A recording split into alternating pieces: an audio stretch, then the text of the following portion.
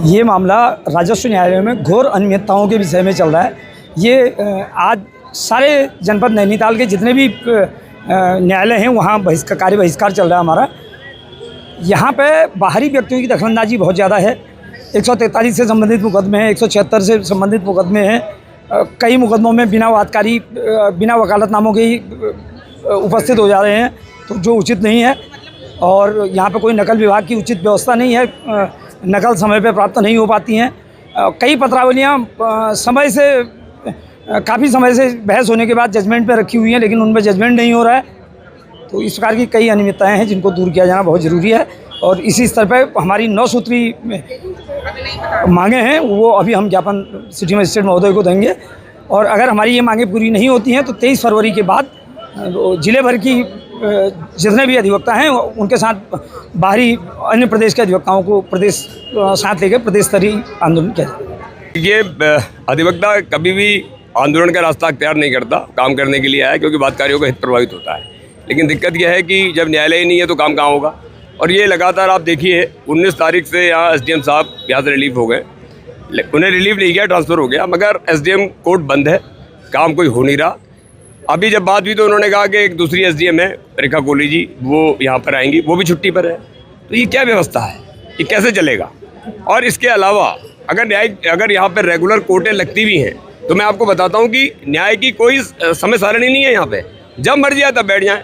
और आपके साहब आज मंत्री जी आ रहे हैं, सरकार की आप सेवा करिए, अच्छी बात है, मगर वकीलों के लिए भी भाई हफ्ते में 3 दिन 4 दिन फिट कीजिए। भाई बातकारी दूर से आता है, उसका नुकसान होता है, उसे तारीख पे तारीखें मिलती हैं, वो न्याय व्यवस्था पर उसका विश्वास कमज़ोर होता है। तो ये सब चीज़ें, नकल विभाग है, नकल विभाग मोनोपोली है। आप अंदर जाइए, आपको ये पता नहीं है नकल कहाँ मिलेगी। अगर आपसे कोई कहे कि साहब नकल ले लो, नकल विभाग में चले जाओ, तो नकल विभाग का पता नहीं है। उन्हें साहब जिसकी मर्जी आ रही है वो नकल दे रहा है। तो इतनी मोनोपोली चल रही है, तो वकील यहाँ पे अपने आप को ठगा महसूस कर रहा है। तो बातकारी को क्या यहाँ न्याय मिलेगा, या बातकारी के हित क्या प्रभावित होंगे, क्या मिलेगा उसे, कुछ नहीं। तो इसलिए आज जिला न्यायालय से हमें एक आवाज़ आई है और हम उनके समर्थन में नैनीताल जिले के अंदर सारी परगना अदालतें जो भी हैं उसमें ये हड़ताल पर हम लोग वकील हैं। और हम इनसे हमारी मांग है, नहीं मांगेंगे तो फिर हम पूर्णकालिक तौर से इनका विरोध करेंगे, बहिष्कार करेंगे। इनको चेतना चाहिए, क्योंकि ये न्यायहित का मामला है, बातकारियों के हित का मामला है। मेन जो मुद्दा है हमारा वो ये है कि लगभग 1 महीना होने जा रहा है यहाँ पर से उप जिलाधिकारी महोदय का स्थानांतरण हो चुका है, ठीक है। और आप खुद ही देख रहे होंगे कि यहाँ पर वादकारी 1 महीने से लगातार आ रहे हैं।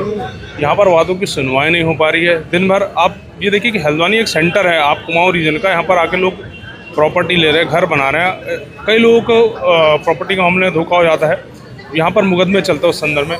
दूर दूर से लोग आ रहे हैं, सुनवाई नहीं हो रही, उनका टाइम वेस्ट हो रहा है, ठीक है। एक तो ये दिक्कत हो रही है। दूसरा जो यहाँ पर आपकी 143 की फाइल लगी पड़ी है।